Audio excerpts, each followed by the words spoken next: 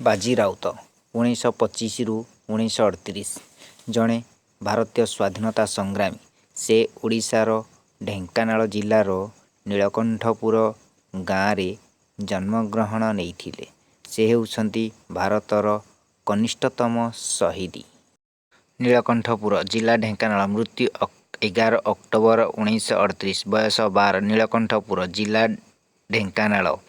ଜାତୀୟତା ଭାରତୀୟ। ଅଲଗା ନାଁ ବାଜିଆ। ପ୍ରସିଦ୍ଧ କନିଷ୍ଠ ସ୍ୱାଧୀନତା ସଂଗ୍ରାମୀ ବାପା ହରିହର ରାଉତ। ଆସନ୍ତୁ ଜାଣିବା ପରିବାର ବିଷୟରେ। 1926 ମସିହା ଅକ୍ଟୋବର 5 ତାରିଖ ଦିନ ବାଜି ରାଉତ ଢେଙ୍କାନାଳ ଜିଲ୍ଲା ନୀଳକଣ୍ଠପୁର ଗ୍ରାମରେ ଏକ ଗରିବ ଖଣ୍ଡାୟତ ପରିବାରରେ ଜନ୍ମଗ୍ରହଣ କରିଥିଲେ। ସେ ପିଲାବେଳୁ ବାପାଙ୍କୁ ହରାଇ ମାଙ୍କ ଦ୍ୱାରା ଲାଳିତ ପାଳିତ ହେଉଥିଲେ। ପରିବାରରେ ଚାଷବାସ ସକାଶେ ଜମି ନଥିଲା। ମା ଅନ୍ୟ ଘରେ ପାଇଟି କରି ତାଙ୍କୁ ପାଳୁଥିଲେ।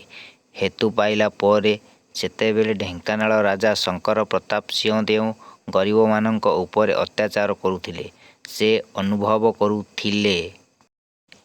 ପରେ ଢେଙ୍କାନାଳର ବୈଷ୍ଣବଚରଣ ପଟ୍ଟନାୟକ ବୀର ବୈଷ୍ଣବ ନାମରେ ଜଣା। ସେତେବେଳେ ରାଜା ବିରୋଧରେ ପ୍ରଜାମଣ୍ଡଳ ଆରମ୍ଭ କଲେ। ସେତେବେଳେ ବାଜି ସେହି କୋମଳ ବୟସରେ ସେଥିରେ ଯୋଗ ଦେଇଥିଲେ। ସେ ଇଂରେଜମାନଙ୍କୁ ଡଙ୍ଗାରେ ନଦୀ ପାର କରିବାକୁ ମନା କରି ସେମାନଙ୍କ ହାତରେ ଜୀବନ ଦେଇଥିଲେ।